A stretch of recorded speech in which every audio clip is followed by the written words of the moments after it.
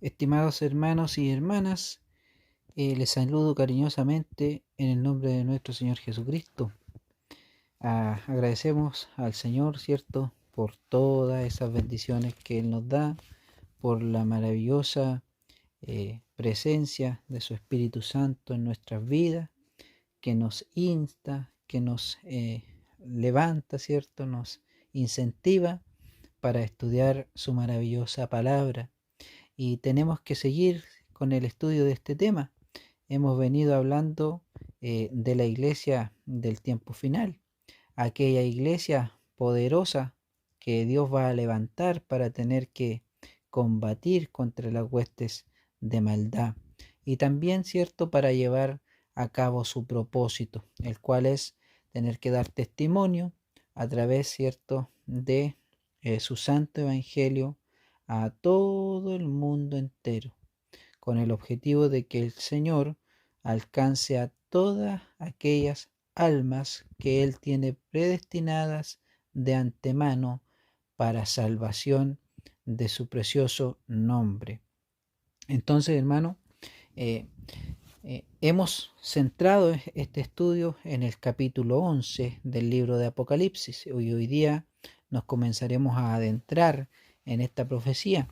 Veremos, hermanos, que es una profecía 100% de carácter simbólico. Es muy poco lo que nosotros vamos a poder encontrar dentro de este mensaje, ¿cierto?, que nos hable de forma literal. O sea, que todo lo que vamos a leer acá está escrito simbólicamente, representado, ¿cierto?, con símbolos, y tendremos que nosotros tener un importante nivel de conocimiento del lenguaje espiritual de nuestro Señor para poder entender estas cosas. Por lo tanto, hermanos, de lo que aquí vamos a hablar, si ustedes hay algo que no puedan entender o hay algo que no les pueda hacer sentido, no se apresuren, ¿cierto? Guarden paciencia, tengan calma, porque a medida como vayamos estudiando, nosotros vamos a ir comprendiendo estas cosas. Hay muchas cosas de este capítulo que va a ser muy difícil que se pueda entender, ¿cierto?, sin tener un nivel de conocimiento bastante elevado en cuanto a lo que es el lenguaje profético de nuestro Señor Jesucristo. Por lo tanto, hermanos, a medida que vayamos adentrándonos, ¿cierto?, en la palabra de Dios, vamos a entender. Eh, Sé que para poder también exhortar, ¿cierto?, con plena conocimiento y pleno entendimiento al oyente, es necesario que también podamos conocer distintos lugares de la palabra del Señor.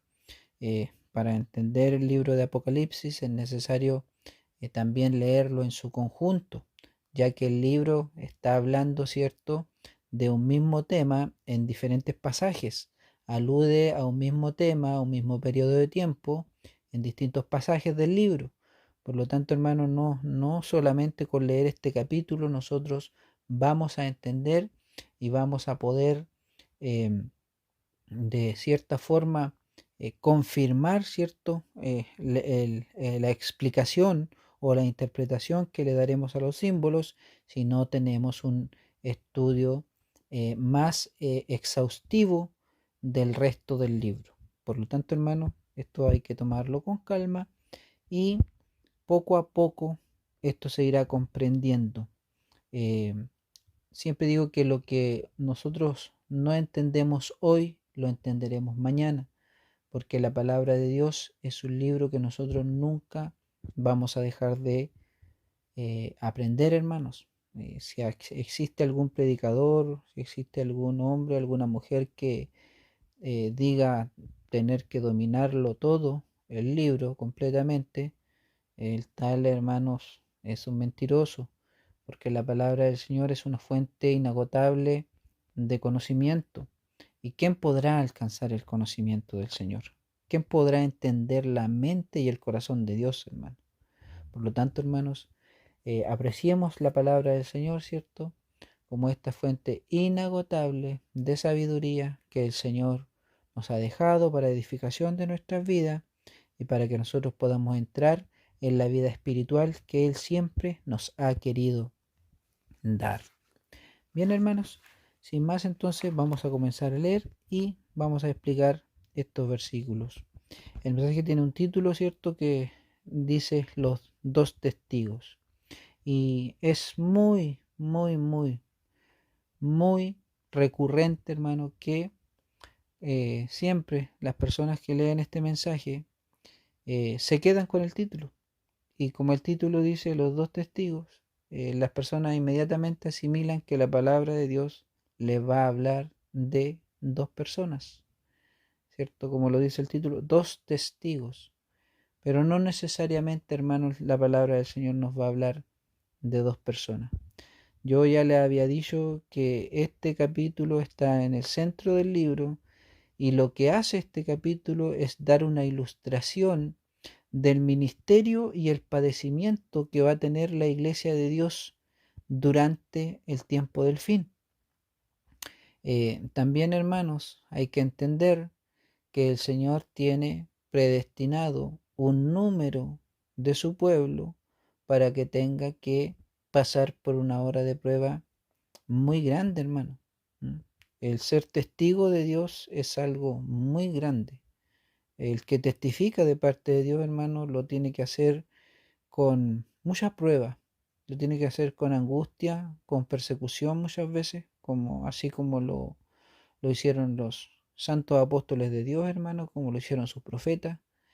Eh, Hay persecución, hay muerte, ¿cierto? Hay encarcelamiento, hay muchas cosas que el pueblo de Dios tiene que soportar, que tiene que pasar, hermano. Pero gracias a esta obra de amor, porque eh, todo lo que hace un varón, un hombre de Dios, una mujer de Dios, por la causa del testimonio de Jesucristo, hermanos, lo hace solamente por amor de su Señor. Y el amor que la iglesia de Dios tiene para con su Señor permite, hermano, que muchos otros más se salven. Permite que muchas otras más personas conozcan el nombre bendito de nuestro Señor Jesucristo y procedan al arrepentimiento. La iglesia de Dios es quien inspira al pueblo de Dios, es quien guía al pueblo de Dios, es quien enseña al pueblo de Dios a tener que buscar a Dios, a conocer a su Señor y encontrar la salvación en Él. Entonces es muy importante, hermano, lo que Dios va a hacer a través de esta iglesia, a través de este pueblo que Él va a levantar en el tiempo del fin. Y dice el versículo 1, entonces me fue dada una caña semejante a una vara de medir. Y se me dijo, levántate y mide el templo de Dios y el altar y a los que adoran en él. Entonces, partimos diciendo, hermano, que este apóstol San Juan ve dentro de su visión, ¿cierto? Que se le entrega en la mano una caña, ¿cierto? Y sabemos que una caña, hermano, es una vara, es un, digámoslo así, ¿cierto? Es una rama, un tronquito, un palito supongamos, de caña, hermano. Entonces, no sé si ustedes conocen el bambú, por ejemplo, para que tengan una idea. eh, es una vara con la cual se usaba antiguamente para tomar medidas. Es como que hoy día usted tenga, por ejemplo, una wincha de medir que nosotros usamos en la actualidad, ¿cierto? Nosotros sabemos que esa wincha viene contada en milímetros, centímetros, metros, ¿cierto? Y nosotros podemos tomar medidas y podemos sacar cálculos, saber cuántas son, qué dimensión tienen ciertos objetos, una casa, una edificación. Bueno, en este tiempo, ¿cierto? Se usaba, la caña se usaba como vara para medir. Y, ¿Y por qué se le da a este profeta, se le da esta vara, ¿cierto? Y se le dice, levántate y mide el templo de Dios. Entonces nosotros vemos que lo que se le está pidiendo al profeta es que mida el templo de Dios.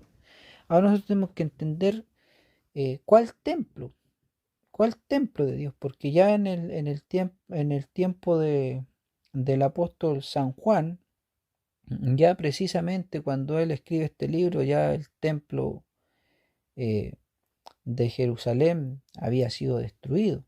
¿Mm? Ya se había cumplido la profecía que Dios había dicho, no quedará aquí piedra sobre piedra que no sea derribada. Entonces ya templo terrenal ya no había en Jerusalén.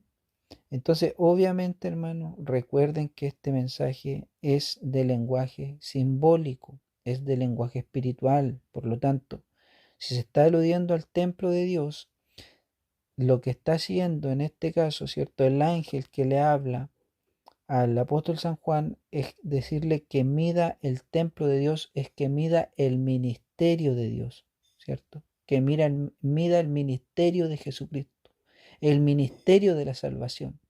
¿Y por qué le dice mide el templo? Además, miren, le dice y el altar.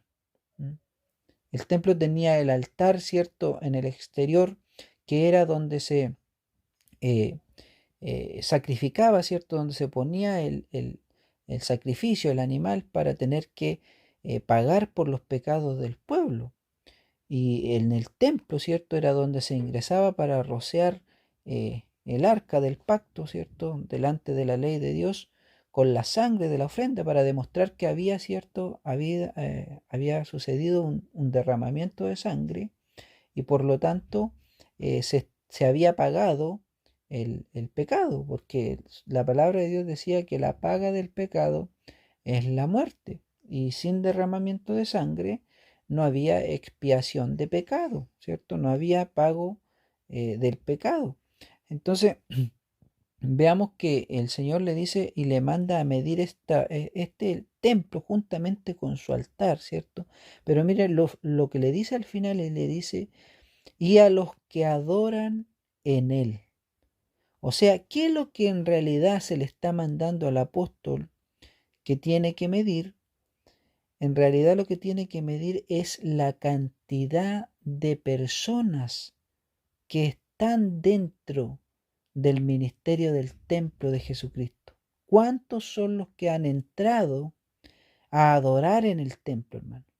Tengan ustedes en cuenta que todas las personas que entraban, ¿cierto?, a los atrios, a los patios del templo, ¿cierto?, y a tener que presentar ofrenda para pagar por sus pecados, eh, eran personas que habían creído en el Dios de Israel, habían creído en Jehová, el Dios de los ejércitos, ¿cierto? Entonces, eran personas que habían entrado al ministerio de la salvación, pues, hermano, de la salvación de su alma. Habían creído en el Dios verdadero.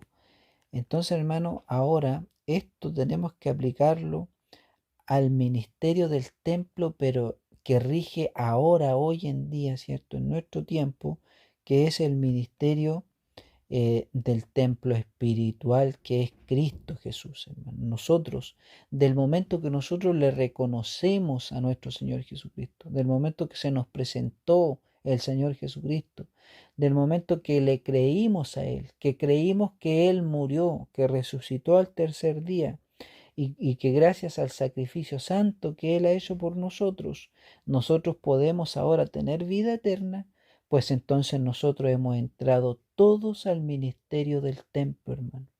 Porque ahora Él mismo es el sumo sacerdote que está presentando, ¿cierto?, su propio sacrificio en paga por nuestro pecado, delante del trono santo, delante de la ley de Dios, hermano, delante de la arca del pacto que es el trono de Dios y que es la ley misma de Dios, hermano, porque la ley de Dios es la que juzga al pecador, porque escrito está que el pecado es la transgresión de la ley, hermano.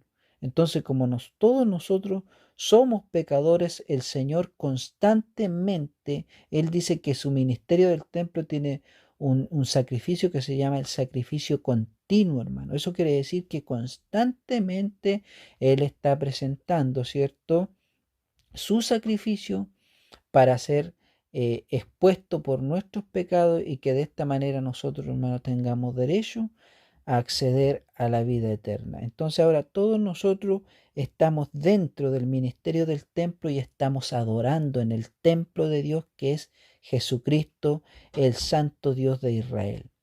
Por lo tanto, hermanos, lo que aquí se le está diciendo al apóstol, cuenta cuántas personas, cuántas almas son las que yo ya tengo dentro de mi templo.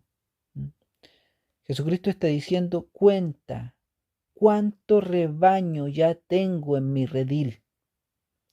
Jesús le está diciendo al apóstol, cuéntame cuántas almas ya he ganado para mi reino celestial. Entonces, hermano, nosotros ahora tenemos que preguntarnos, ¿por qué en este punto de la palabra de Dios, por qué en este punto el Señor le está pidiéndole al apóstol que cuente cuántas de sus almas ya están listas para salvación, hermano? Entonces, si le está preguntando esto, si le está diciendo esto, es porque el Señor necesita un número. Él necesita una cantidad de pueblo. Él necesita una iglesia, hermano. Completar el número de sus escogidos, hermano. Porque recuerden, hermano, que la palabra del Señor dice que el Señor no retarda su venida, sino que Él es paciente, no queriendo que ninguno perezca y todos procedan al arrepentimiento. Eso quiere decir, hermanos, que el Señor le quiere dar la oportunidad de salvación a todos los seres humanos de la tierra. Pero llegará el día en que Él completará el número de sus salvados, hermano. Y esto será el tiempo cúlmine cuando el Señor levante a su pueblo. Entonces, veamos que la palabra de Dios aquí nos sitúa, hermano, en un tiempo crucial, en un tiempo determinante, en un tiempo final, cuando la iglesia de Dios, hermano, está ganando almas para Dios y se está completando el número de los salvados del Cordero.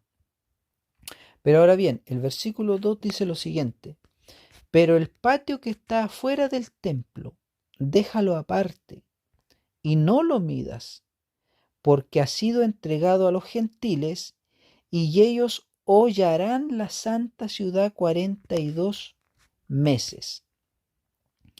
Bueno, hermano, mira, aquí nosotros tenemos que ver la diferencia que hay entre los que son contados en el versículo 1 y los que no deben ser contados en el versículo 2. Porque la palabra de Dios dice, el patio que está afuera del templo, déjalo aparte. Y ustedes saben que el templo de Dios, ¿cierto? Tenía un atrio interior y un atrio exterior, y además tenía, hermano, un lugar donde podían acceder todos los gentiles. ¿Esto qué significaba? Toda la gente que era extranjera, hermano. La gente extranjera, la gente que era de otras naciones, que no era del pueblo de Israel, también podía ir al templo a adorar, pero no se le era permitido tener que ingresar dentro de las instalaciones del templo, de los edificios del templo, sino que tenían que permanecer en un lugar que había sido apartado, que estaba afuera y que había sido construido solamente para este objetivo, para que la gente que era, cierto, de otras naciones extranjeras pudiera llegar hasta ese lugar del templo, pero dentro no podían entrar sino que más que los propios israelitas.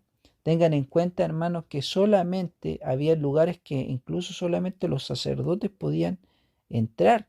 Entonces, había aquí una separación, hermano, entre los gentiles, ¿cierto? Entre los extranjeros y entre quienes era el pueblo de Dios. Bueno, esta misma separación el Señor la expone aquí, pero ahora ya es una separación espiritual, hermanos. Ya no es una separación de raza, ¿cierto? Terrenal. Recuerden ustedes que Cristo murió por todo el mundo. Y el que cree en el Señor Jesucristo, Dios le ha dado potestad de ser llamado Hijo de Dios, o sea, descendiente directo, ¿cierto? De Abraham y de todas las promesas que tenía el pueblo de Dios. Entonces, si se está refiriendo aquí, hermano, a que no mida el patio que está afuera porque ha sido entregado a los gentiles, se está refiriendo que esta es la gente no salvada, la gente que no se va a convertir a Dios. Miren, aquí nosotros nos encontramos con dos grupos de personas.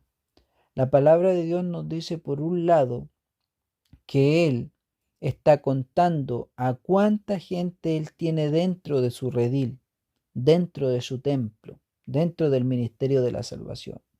¿Cuántos han sido los que han aceptado el amor de la verdad y a Jesucristo para tener que ser salvos? Pero por otra parte, hay un gran número de personas, hermanos, que no accede al ministerio del templo. Hay un gran número de personas, hermanos, que no entran, ¿cierto?, a la salvación de Dios. Y estas serán todas las personas en conversa, hermanos, que no van a aceptar a Dios al final del tiempo. Quiero que sepan, hermanos, desde ya, que al final del tiempo Dios va a hacer una separación de la raza humana. Dios va a separar a la raza humana en dos grupos de personas. Por un lado van a estar los salvados, los que han lavado su ropa en la sangre del Cordero.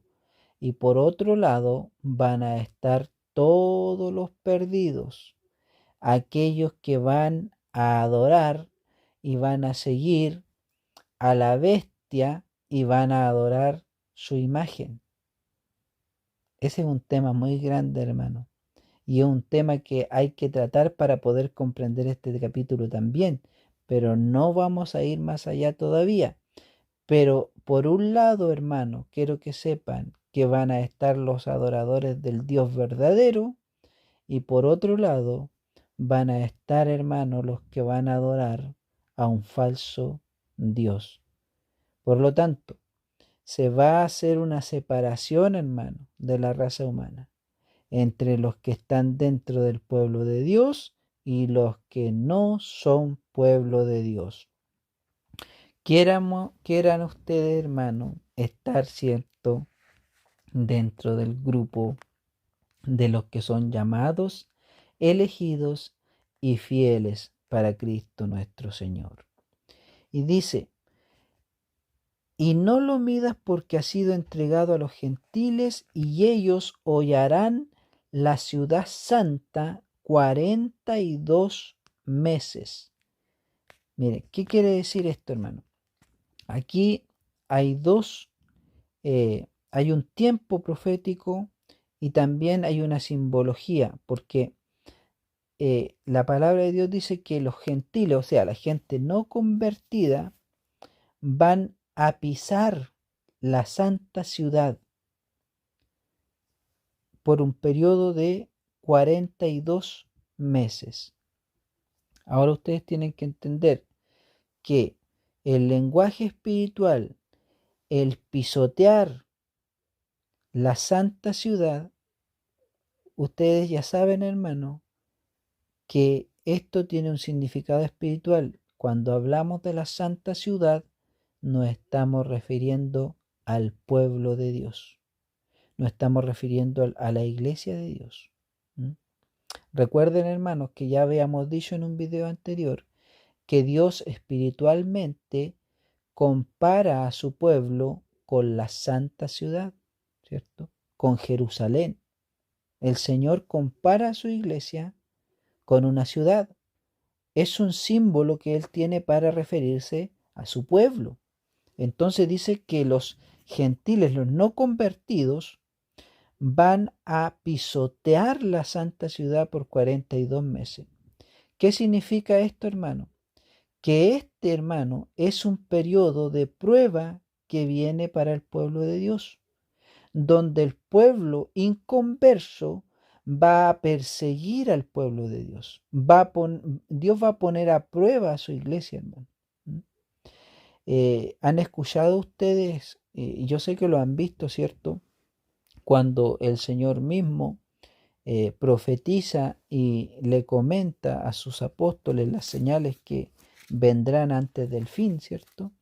Y Él les dice, y seréis aborrecidos por todos por causa de mi nombre. ¿Mm? Recuerden, hermanos, las palabras de nuestro Señor Jesucristo. También la palabra de Dios dice, y el Padre entregará al Hijo, y el Hijo entregará al Padre, y el hermano a la hermana. Entonces, hermanos, tengan en cuenta que lo que se vendrá será una división completa de la raza humana. Como se le dice hoy día, una polarización de la raza humana entre dos bandos, entre los que siguen a Jesucristo, al Cordero, ¿cierto? Siguen sus pisadas y van camino a salvación, y entre los que siguen a la bestia y adoran su imagen. ¿Mm? Y van camino a la perdición. No hay, hermano, un grupo intermedio aquí. Hay dos grupos de personas solamente, y este grupo de gente, ¿cierto?, movida por Satanás, envenenada por la obra de engaño y de maldad, van a perseguir al pueblo de Dios.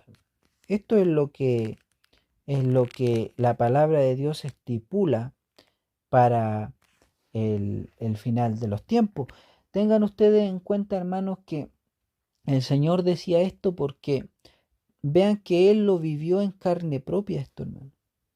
Piensen ustedes quién eran los que perseguían al Señor. ¿De quién el Señor tenía que huir? ¿Quiénes eran los que andaban tratando de pisotear a nuestro Señor, hermano, durante todo su ministerio? ¿Quiénes eran, hermano? Eran los mismos religiosos de aquellos tiempos. Él tenía que huir muchas veces, hermano, porque intentaban apedrearlo, intentaban matarlo. Esto usted lo va a encontrar en la palabra del Señor, hermano. ¿Quiénes fueron los que movieron a condenación al Señor? ¿Mm?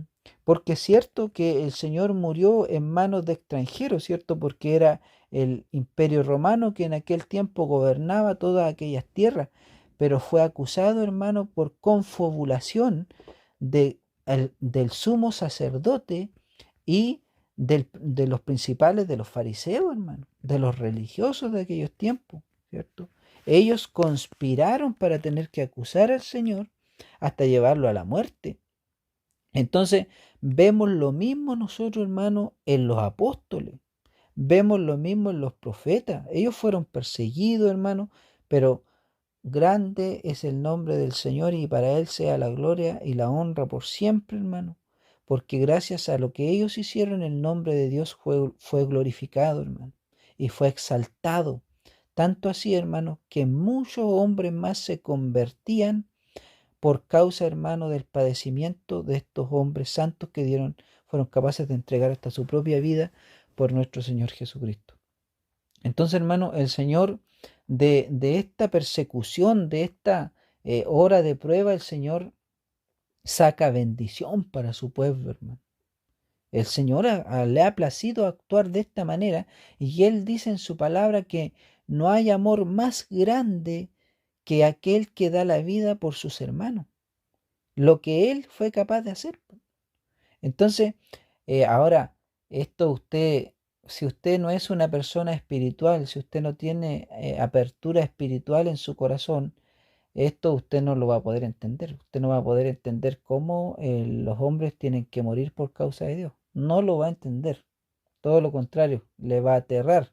Usted va a decir, ojalá que yo no esté vivo en el momento que sucedan estas cosas, porque yo no quiero ser llevado a la muerte, o no quiero ser perseguido, no quiero ser echado en la cárcel, no quiero ningún padecimiento humano.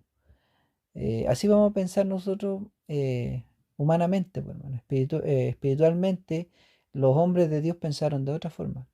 Porque por algo el apóstol Pablo decía, para mí el morir es vivir.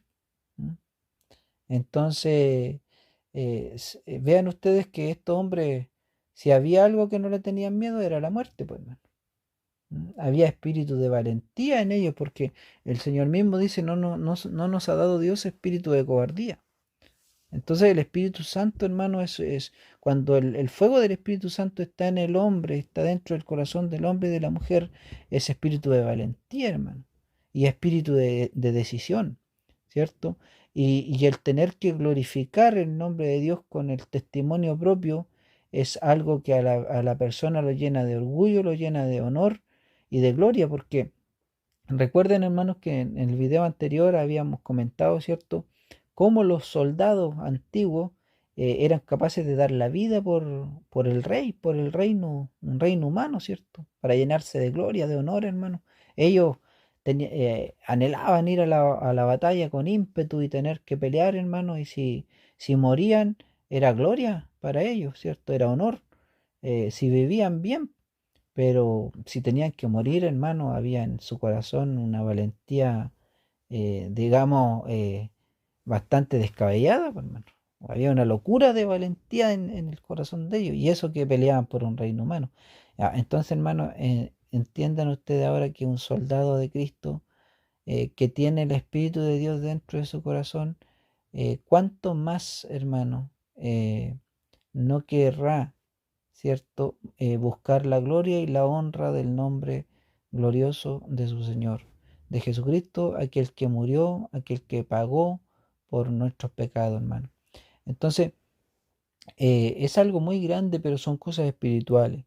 La persona que es espiritual entenderá, ¿cierto?, lo que significa que los apóstoles hayan dado la vida por su Señor, y gracias a ello mucha gente se levantó, mucha iglesia se convirtió, el evangelio se propagó, hermano, por un imperio completamente. El imperio romano fue completamente invadido por el evangelio, hermano.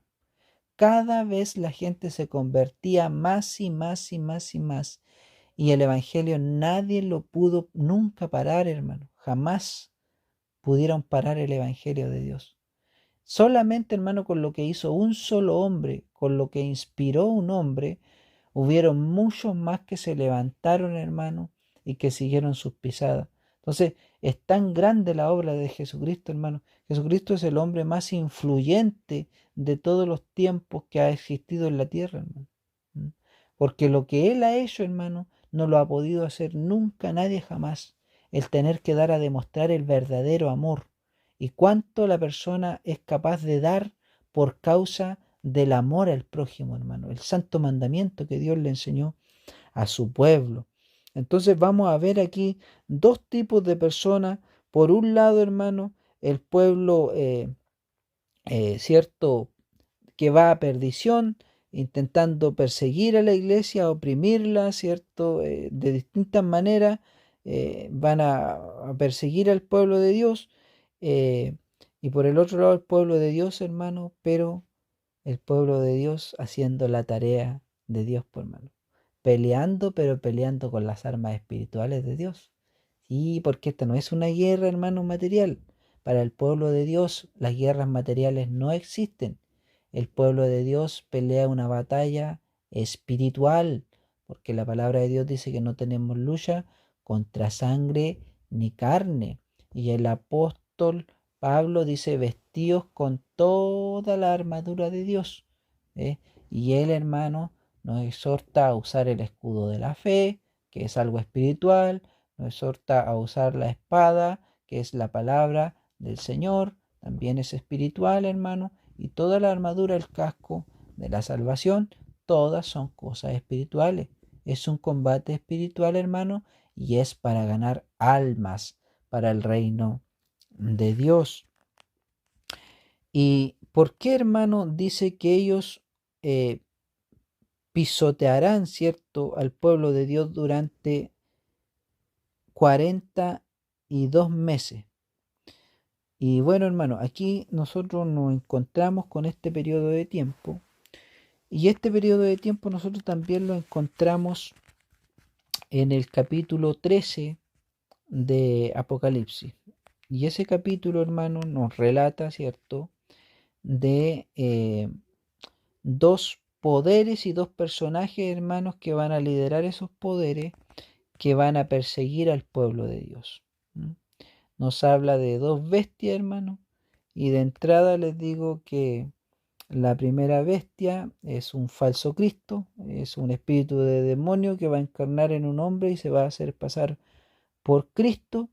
Y la segunda bestia es un falso profeta, hermano. Va a ser, cierto, un líder también espiritual, pero a la vez político, que va a incitar a todas las gentes de la tierra a tener que adorar a la primera bestia, que va a ser el falso Cristo, hermano. Esta es la obra de maldad, esta es la culminación del misterio de la iniquidad del cual nos habla la palabra de Dios, la plena obra de maldad, hermano, que Dios va a permitir que se haga en el tiempo final, para que los que aman la mentira caigan en la mentira. ¿Mm? Porque aquel que ama la verdad no va a ser engañado.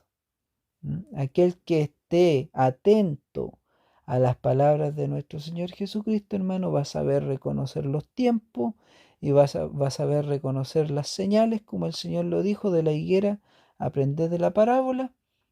Van a estar atentos, el pueblo de Dios va a estar atento a el día en que nuestro Señor se manifieste.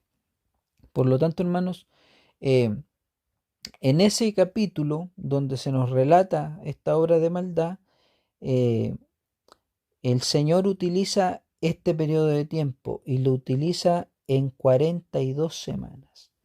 Quiero que entiendan, hermanos, que la palabra de Dios nos habla de este mismo tiempo, pero nos habla en tres formas diferentes. ¿Y por qué lo hace en formas diferentes? Porque el Señor hace una separación de todas las cosas.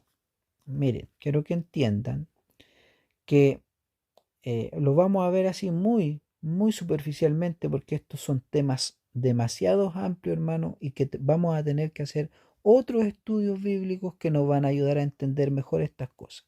Esto solamente, recuerden que yo les dije que el capítulo 11 de Apocalipsis es solamente una ilustración de lo que va a pasar el pueblo de Dios en el tiempo del fin.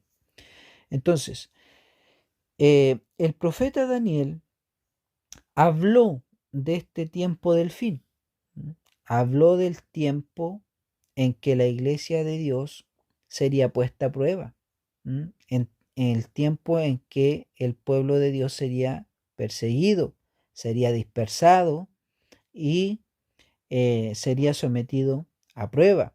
Y es un periodo de tiempo que la iglesia va a tener que vivir justo antes de la venida del Señor. Y la profecía que se le entrega al profeta Daniel dice que este tiempo sería por tiempos, tiempo y medio tiempo, ¿cierto?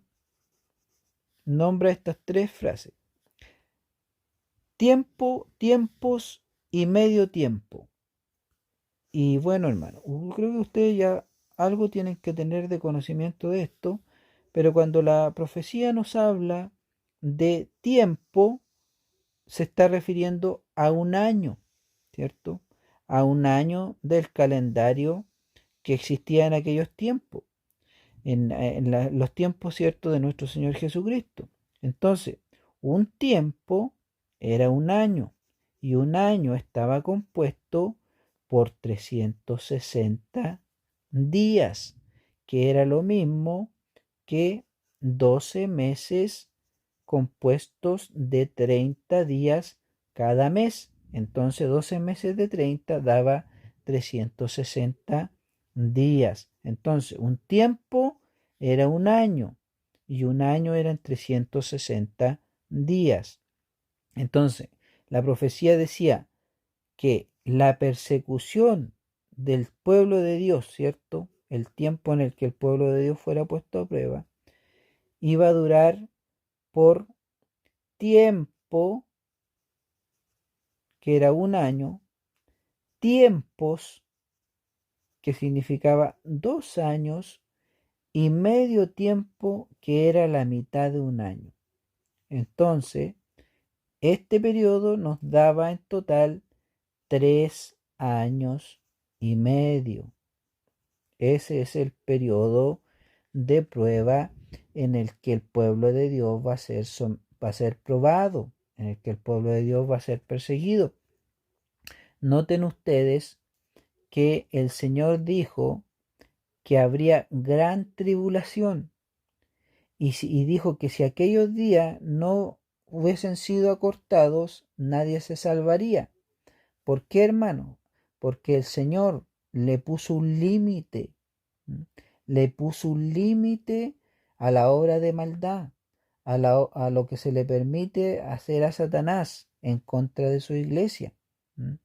El hermano va a rescatar a su pueblo antes de que su pueblo sea exterminado.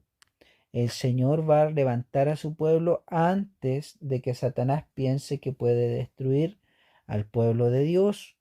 Recuerden ustedes, hermanos, que la palabra de Dios dice que habrá muchos que estarán vivos cuando el Señor venga. No todos estarán durmiendo, sino que mucha gente estará viva cuando el Señor venga. Por eso que dice que serán transformados en un abrir y un cerrar de ojos. Por lo tanto, hermanos, tengan en cuenta que si bien la iglesia va a ser probada, pero solamente, hermano, va a ser por un periodo, digámoslo así, corto de tiempo. No va a ser un tiempo tan largo de persecución. El Señor va a aliviar, ¿cierto?, el sufrimiento de su pueblo. Y miren, dice que la profecía era por tiempo, tiempos y medio tiempo. Y cuando el profeta Daniel habla de esta profecía, él se refiere a dos cosas. Se refiere a que en este periodo de 3 años y medio, la iglesia del Señor iba a ser perseguida y el diablo iba a estar llevando a cabo su obra de maldad. Porque es Satanás, ¿cierto?, que incita a los seres humanos a perseguir al pueblo de Dios. Entonces, el Señor ahora, en el libro de Apocalipsis, Él habla también de este tiempo, de estos 3 años y medio, pero Él hace una distinción cuando Él se está refiriendo a la obra de maldad, ¿cierto? A cómo está trabajando Satanás dentro de este periodo de tiempo. Él le llama los 42 meses. 42 meses. Así le llama el Señor al tiempo en que Satanás está obrando. Bien, tengan en cuenta que estos 42 meses son los mismos 3 años y medio. O sea, son los mismos tiempos y medio tiempo. ¿Por qué?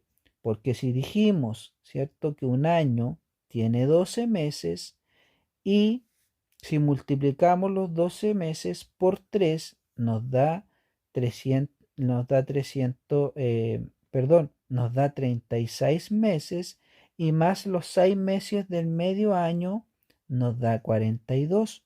Por lo tanto, los 42 meses son los mismos 3 años y medio de los que nos habló el profeta Daniel. ¿Por qué? Porque la profecía se está refiriendo al mismo periodo de tiempo. Está hablando, indicando el mismo periodo de tiempo, justo antes de la venida de nuestro Señor Jesucristo.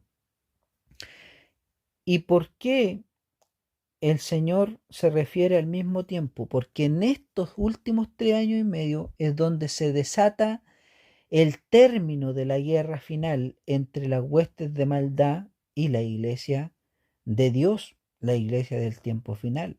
Aquí es donde la confrontación entre el bien y el mal llega a su clímax, llega a la cúspide, llega al final. Aquí es donde se va a terminar todo.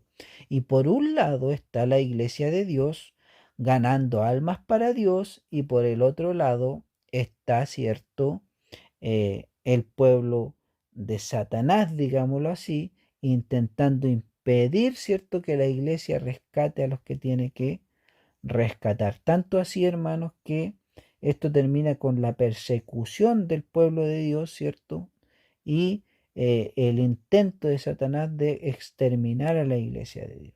Pero grande es su nombre, que nunca Satanás lo va a poder lograr hacer, nunca va a poder lograr su cometido, porque recuerden que de parte nuestra está el príncipe de los ejércitos. Jesucristo mismo está peleando juntamente con su iglesia.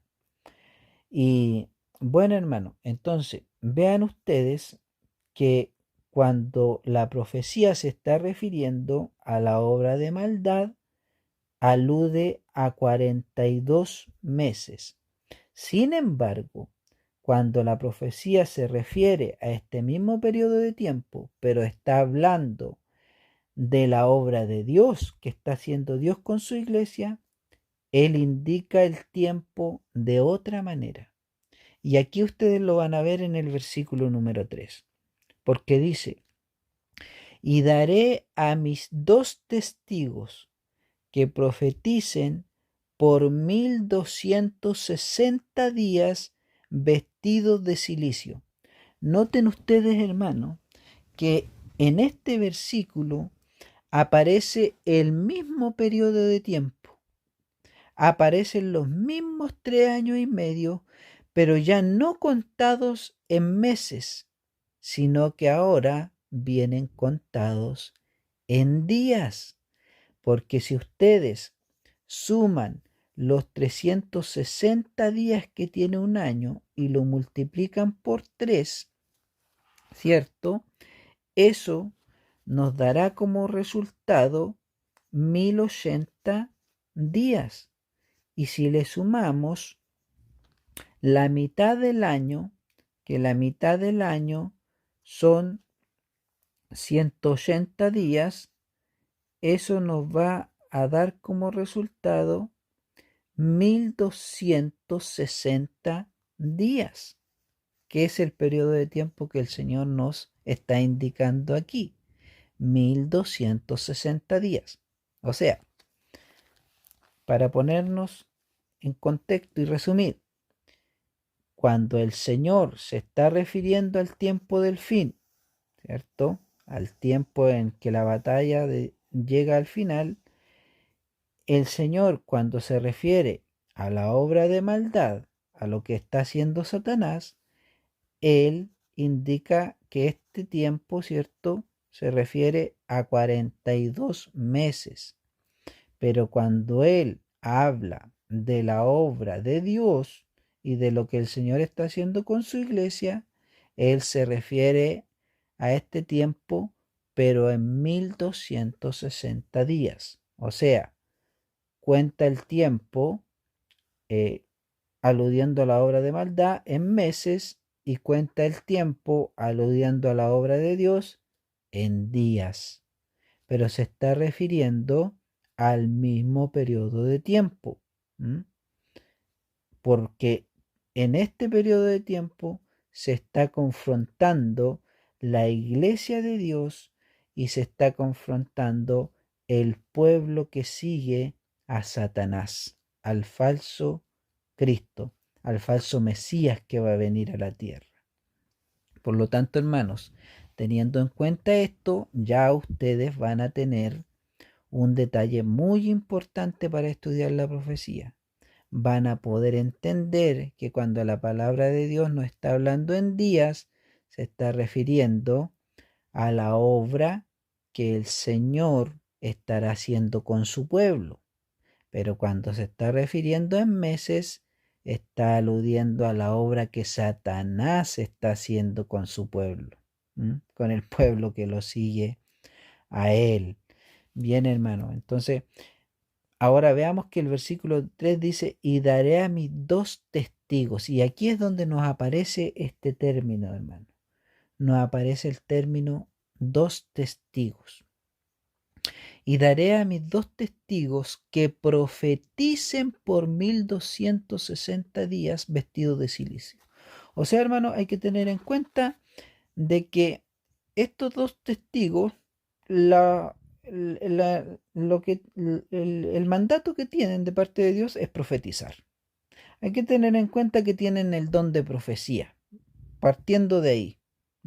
Lo que hace estos dos testigos es profetizar en el tiempo final, en este periodo de prueba, en este periodo tan crucial donde se está debatiendo la última batalla por las almas, por quién es alma de Dios y quién es alma para el infierno. Aquí hay una separación entre las personas y cada persona va a tener que sellar su destino en aquel momento. Entonces, dice, mire, estos dos testigos, dice el versículo 4, son los dos olivos y los dos candeleros que están en pie delante del Dios de la tierra. Y miren, hermano, aquí hay algo muy importante porque nosotros cuando la palabra de Dios nos dice, y daré a mis dos testigos que profeticen por 1260 días vestidos de silicio, nosotros estamos diciendo, ¿quiénes son estos dos testigos? ¿Ah? Nosotros no estamos haciendo la pregunta inmediatamente, porque la palabra de Dios nos dice, yo les voy a dar a dos testigos. El Señor está diciendo, yo voy a dar dos de mis testigos. Y si está diciendo, son mis testigos, es porque obviamente están testificando de su nombre. Pues, lo que están haciendo esto, están dando testimonio de Jesucristo, que es para lo que Dios nos ha llamado a todos nosotros, para dar testimonio de Él, de quién es Él, de cuál es la obra de Él, de cómo Él quiere salvar al ser humano. Por eso Él nos llama, nos dice que somos sus testigos, que atestiguamos de su nombre nosotros. ¿Y por qué nosotros somos testigos de Él? Porque nosotros le hemos conocido en carne propia, en nuestra propia vida. Nosotros mismos somos un ejemplo de la obra de Dios en nosotros.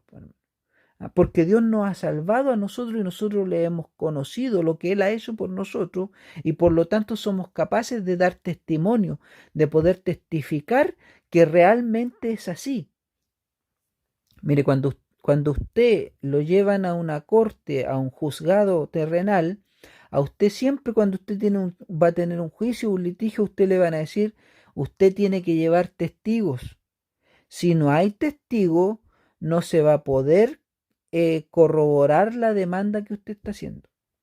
Y mire, y si el Señor está diciendo que Él dio su vida, ¿cierto? Por su pueblo, por la humanidad, y que el que cree en Él tiene vida eterna, pues tienen que haber testigos que testifiquen que realmente es así, que realmente el Señor lo hizo y que el Señor es capaz de sanar y de salvar al alma pecadora.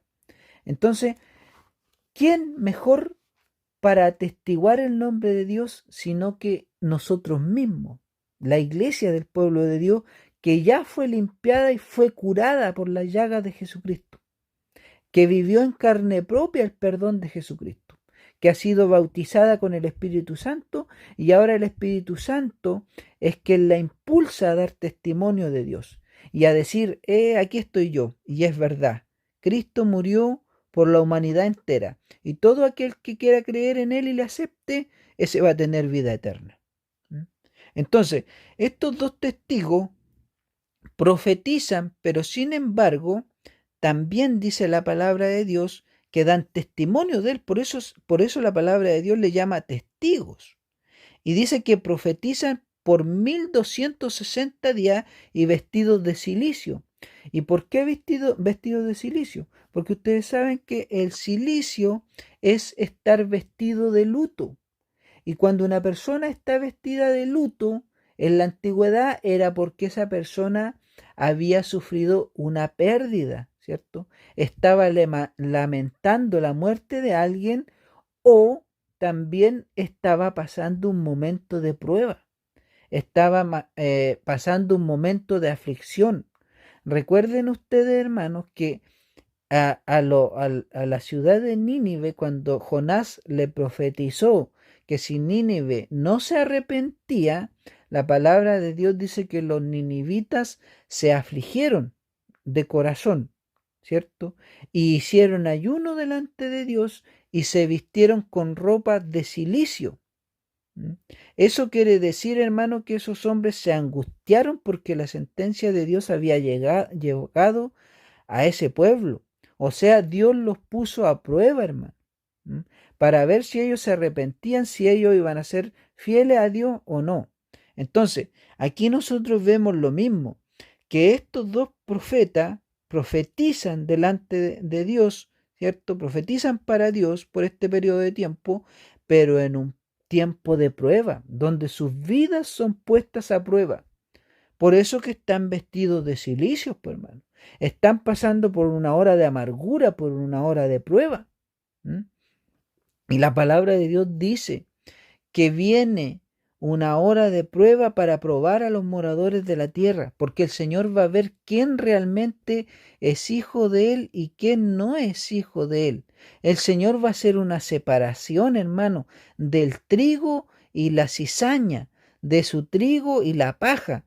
La paja va a volar y el trigo va a quedar en el granero, en el alfolí del Señor.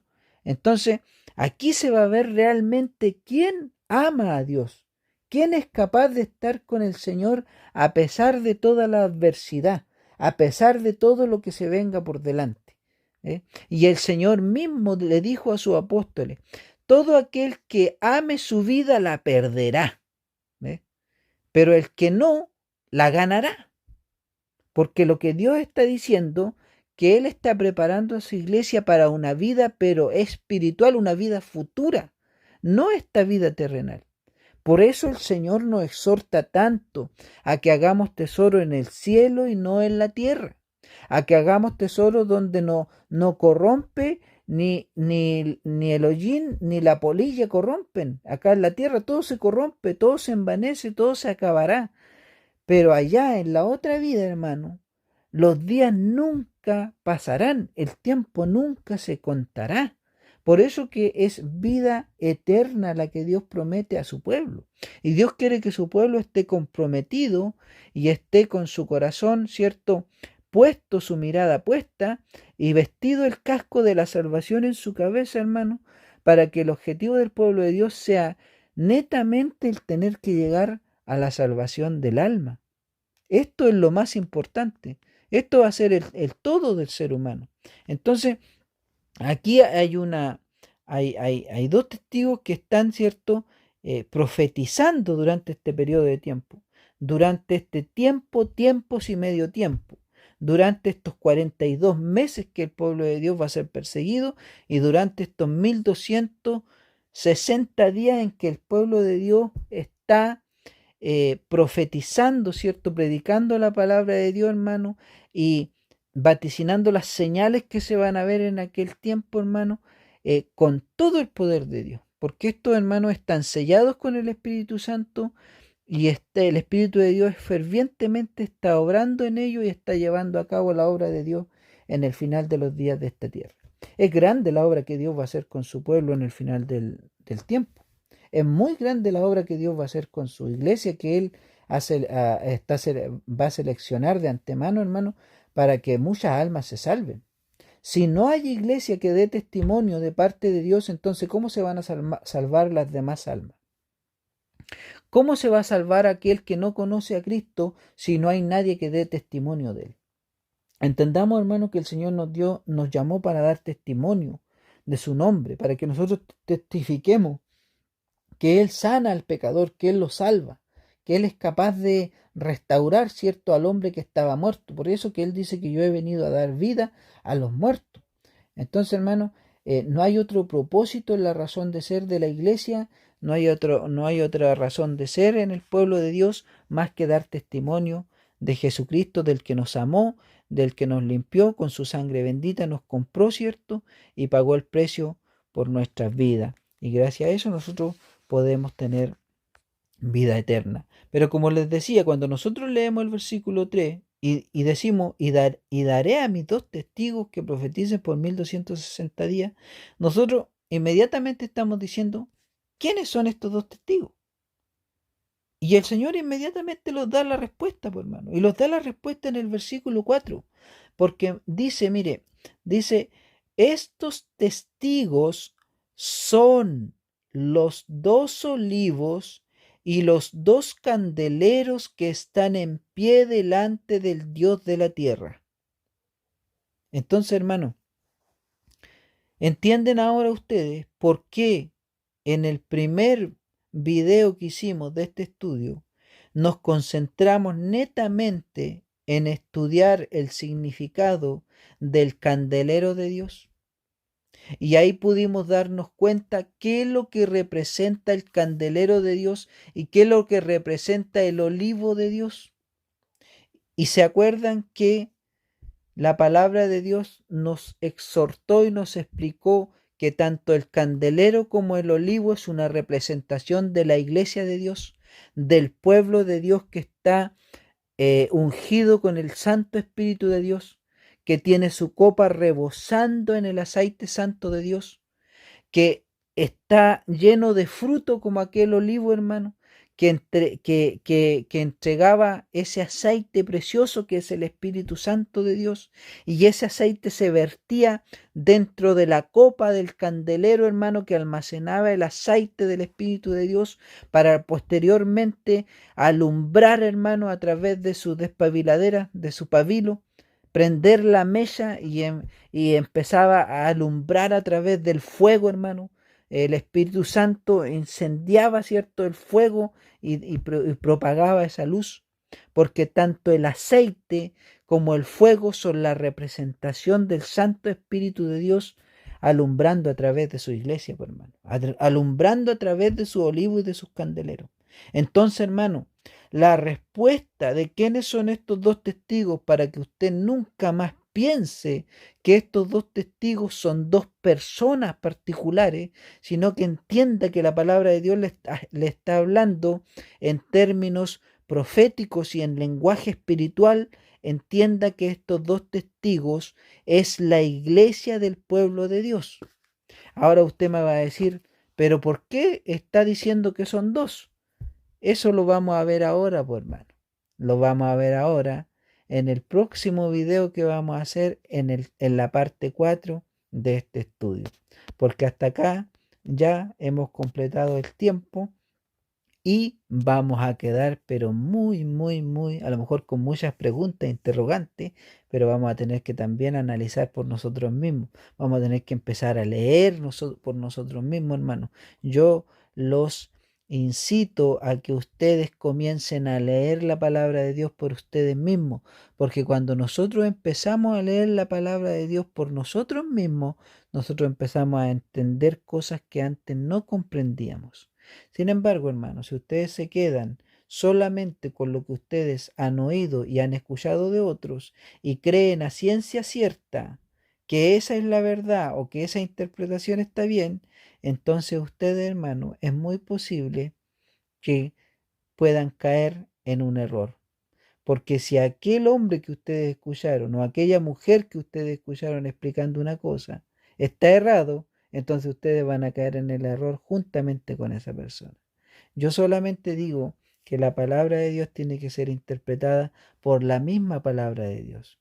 Y yo, si ustedes se dan cuenta, en ningún versículo, hermano, interpreto con pensamientos míos, con cosas que yo pienso que sean así, sino que es la misma palabra de Dios quien tiene que darle la interpretación de estos símbolos. En este caso nos encontramos ya con los dos olivos y los dos candeleros. Que el Señor los bendiga y nos veremos en el próximo video.